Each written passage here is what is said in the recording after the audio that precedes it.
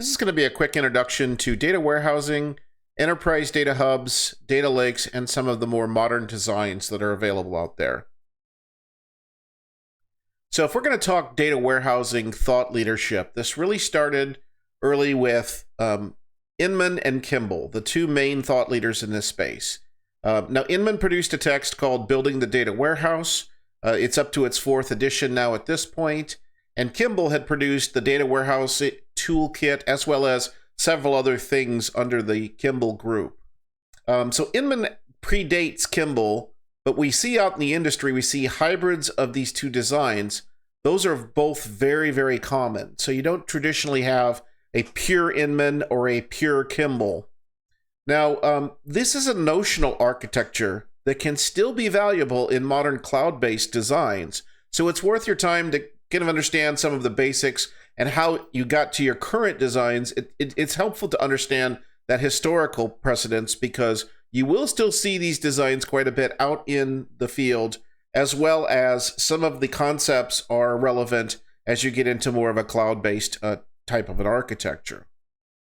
Now, the Kimball group has retired several years ago, but their resources are continuing to be used, and those are available online for you. So those of you who are students within the coursework at Davenport have the availability for the online access to the Building the Data Warehouse Toolkit, and that's used within our data warehousing course, as well as some of the other reference material that's used within our cloud course.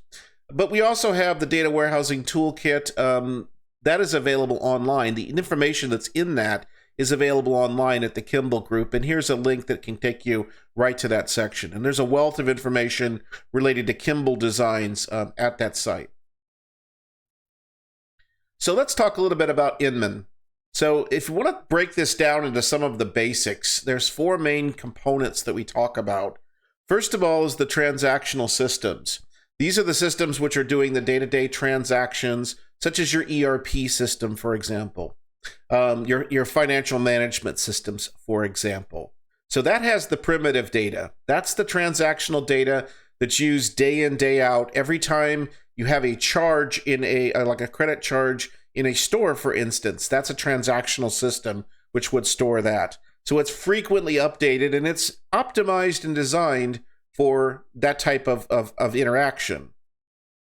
As you get into their data warehouse design, then the first layer which Inmon carves out is called the atomic layer.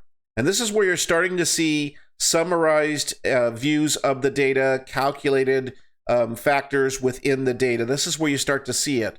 So this first is the atomic layer, and then it goes to individual subject area departmental data marts, where the individuals will then turn around and pull reports or pull their data, consume the data at that point. As you go farther to the left, it has greater system control, so more locked down for an end user to make changes.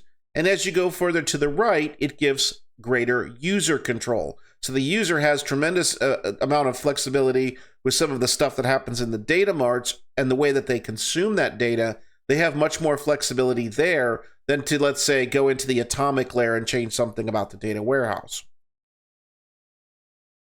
So here is a picture of the corporate information factory, and this is actually a picture that incorporates some of the web environment pieces of it as well. So some of the highlights of Inmon's design is it is a normalized data warehouse. It does contain subject-oriented data marts containing the dimensional data. So one of the key things which we'll talk about here in a minute is the differences between Inmon and Kimball's approach is where that data is stored and how it is stored, whether it's stored dimensionally or whether it's stored in a normalized format. And then within the data marts, that dimensional data is created. So here's a view of this. And they also include another piece in here, which we get into a lot more detail in the data warehousing course, talking about the operational data store. So an operational data store is more for operational functions. It's optional in the Inmon design. It contains current information, and it also is considered volatile. So think of incoming data that's coming in from your transaction system, having a place there where you can run some operational activity against it. That's really the purpose of this. Now, Inmon strongly says this never resides within his enterprise data warehouse, and also that enterprise may have multiple operational data stores in place. So as we get a little bit farther into the designs, I'll talk a little bit about those differences between the operational versus the analytical sides of this. To simplify that picture down, here's a simplified notional architecture which shows it. So as we talked about transactional systems, various corporate applications, external data, or even web data is pulled into a series of staging tables. From those staging tables, extract, transform, and load activity happens to pull it into an enterprise data warehouse. Inside of that data warehouse, it is then turned around and normalized.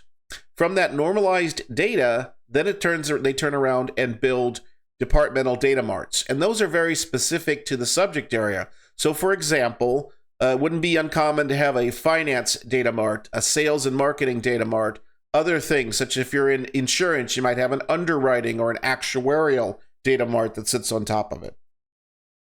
Additionally, decision support applications, such as CRM applications, or even the ERP reporting pieces of it, may tap back into your enterprise data warehouse. So there are times when you may want to have business intelligence or analytics pulling directly from an enterprise data warehouse, or you may want to pull it from the departmental data marts. Again, it depends on the particular use case and what you're using it for. And then finally, as we spoke just a moment ago about the operational data store, he considers those separate from the EDW, and so that's represented here as well.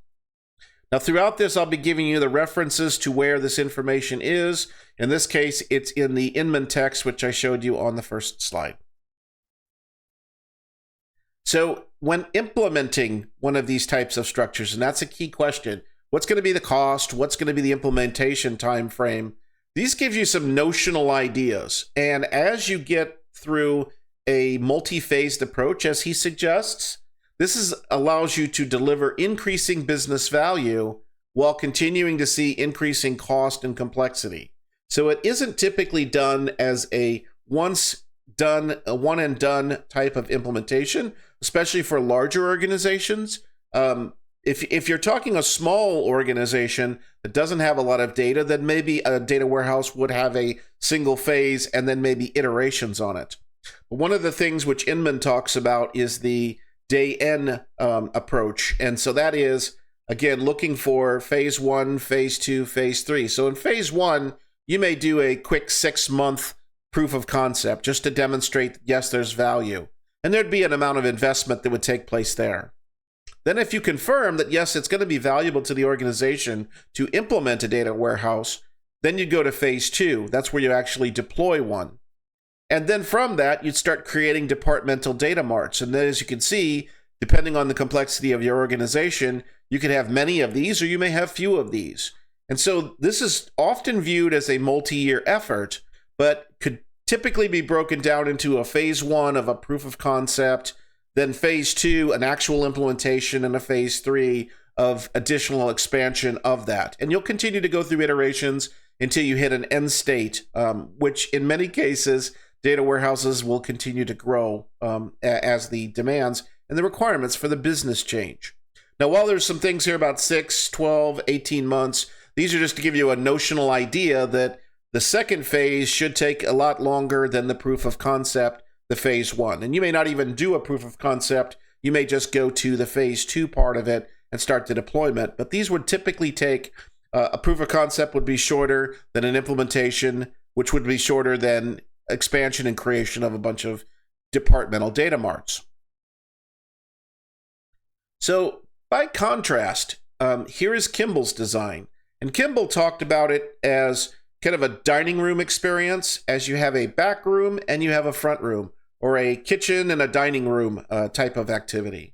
So Kimball has the same type of extract, transformation, load, management services, and some of the data stores pieces of it. But where it gets different is that presentation layer. Where do you store the dimensional data?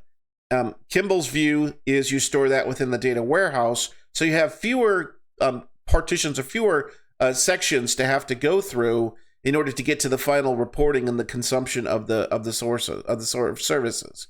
And so that's where you kind of see here, this is the breakdown. And as it goes from ETL services through the presentation services into the BI application and analytics on the back end, there's metadata that's available at all levels. And you can see what kind of data, what the data lineage is, and the data cataloging, things along those lines. That's all contained within this design. So this is a pure Kimball type of approach, as we've seen, that contrasts with the Inmon approach. Kimball also suggests a lifecycle methodology.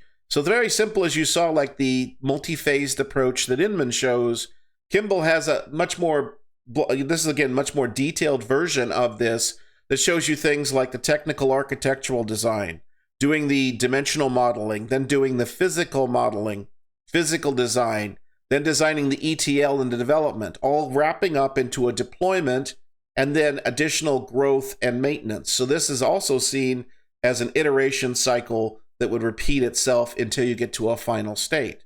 So if you're looking at both of the two methodologies as far as the life cycle goes, you can map those two very, very easily to each other. Kimball's material just breaks it down into a little bit more detail. And these are some of the things which you would be thinking about as well if you were implementing in Inmon's design. So let's compare these side by side. So on the left-hand side, you have the corporate information factory. And as I said, you have the data acquisition from your base sources. Those go into a normalized data warehouse, which then has data delivery for dimensional data marts, turning around into the dimensional stores that are in sales, marketing, finance, for example. So there is a staging part and there's a presentation part. If you look on the right, Kimball's side, so Kimball has a dimensional data warehouse that's stored. So there are multiple layers that have kind of been consolidated down into one that he's calling the staging area.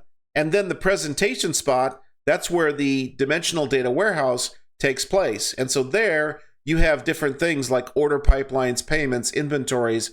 And on top of that data bus architecture, then you have those reports of the analytics that are pulled off of it.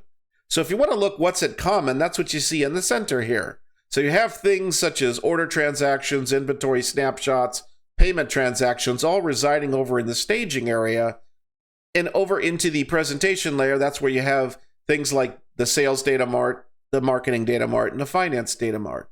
So very common, you're going to see these things that are common in both spots. You're going to see designs that incorporate both of these two pieces together in a hybrid model. That's by far the most common of what you will see out in the field. You won't traditionally see a one that's pure Inmon or pure Kimball.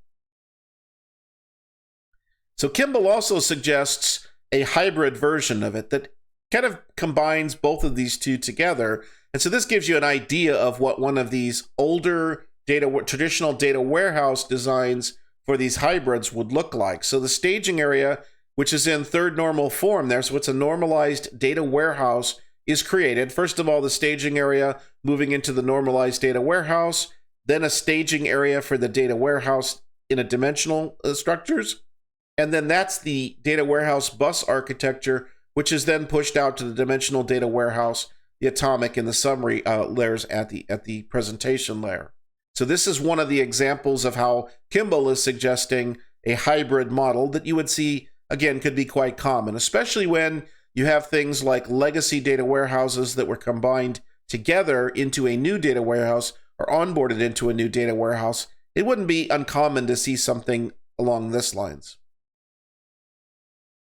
So some of the pieces which you have to understand about this is because you're storing the data in so many different places like that, granularity of the data is very important. And so most real world designs kind of fall somewhere in between the best of both worlds, the hybrids. Again, Inmon favors more of the lower granularity, so build summarizations in the physical data marts that we discussed. Kimball favors more hybrid or higher levels of granularity. So lower granularity, greater amounts of detailed data. You've got that atomic level data that's available to you. Greater flexibility of what you can do with it. It allows for future enhancements, but it does require large storage requirements. Now, early on within data warehousing, that was a significant issue because storage was expensive.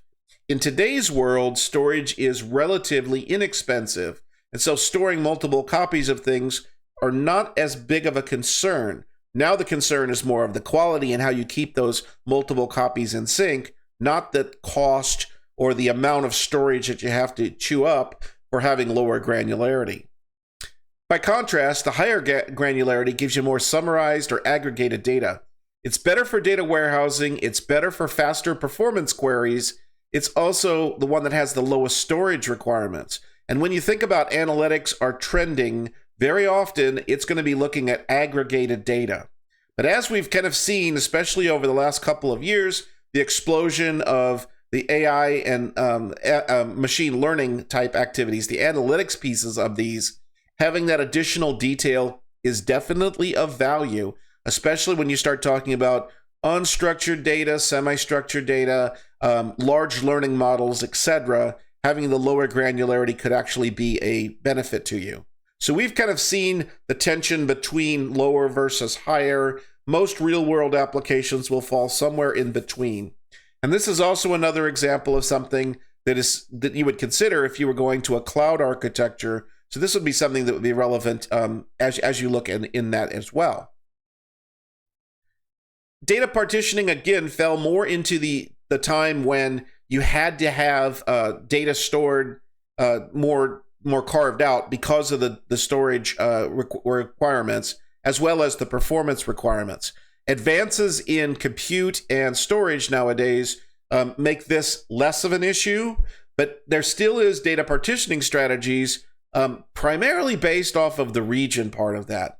Now, the reason why is because now we see distributed architecture is the norm, and we see distributed architecture requiring various entities be located close to the region for things like data centers for clouds, for instance. So data partitioning is still an important thing.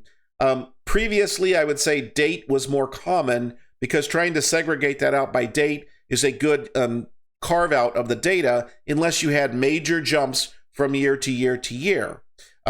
Nowadays, it's more the region becomes more of the important partitioning strategy. But you can also have other ways that you carve your data, such as organizational structure, or if, for example, you have a large company with a lot of subsidiaries, you'll probably have some partitioning down by those subsidiaries. Within a government context, it's very common to have organizational partitioning based off of the organization. So there may be times when you want to have, let's say, the Army wants to have separate data from the Air Force, and that would be a common one. Or within individual programs, you may have different programs, may have different organizational structures or partitioning that's available to them. So we see partitioning strategies, we see this still continuing to be extremely relevant, and it's something that is very common even in modern cloud type organizations or architectures. So then about 2000 to current, we started seeing the emergence of the data integration hub. So data integration hubs, what really drove that change was some massive amounts of data. So you've heard of big data, the emergence of cloud architecture, technology advances in storage and compute. As I mentioned, it's making the technology is making it much less expensive in order to have copies of data and to have different consolidations of data. Now, in addition, because the transport mechanism is improved, location of data is not as big of a concern.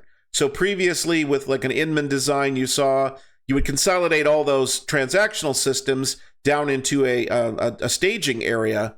Well, you may or may not have to do that anymore because now hitting the data at rest or hitting the data where it's located can still give you a consolidated structure, a data integration hub, but you don't have to physically relocate the data. And in some cases, it may actually be advantage to you not to physically relocate that data.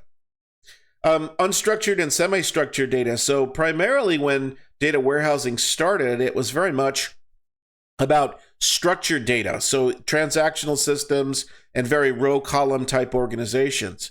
Well, nowadays, a vast majority of the data which you will see will be unstructured data or semi-structured data. It could be documents. It could be log files. It could be pictures. It could be a lot of different types of media that are stored. And with the AI ML revolution which has taken place, and things like a cloud offering data and data science as a service, these are all major fundamental changes in what we've seen as far as data warehousing. So some of the more modern systems now do have a data integration hub, or someplace where you'd consolidate that data down.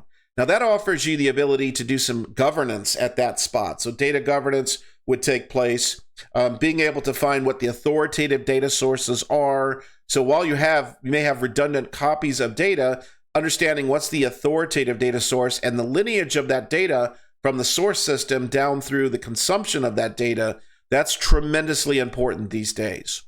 So as you can see here, here's kind of an example, and I'll separate first in the operational and the analytical side. So from the operational side, this is typically operational reporting. You can see things like a data integration hub pulling the data together, similar to the staging tables which we saw.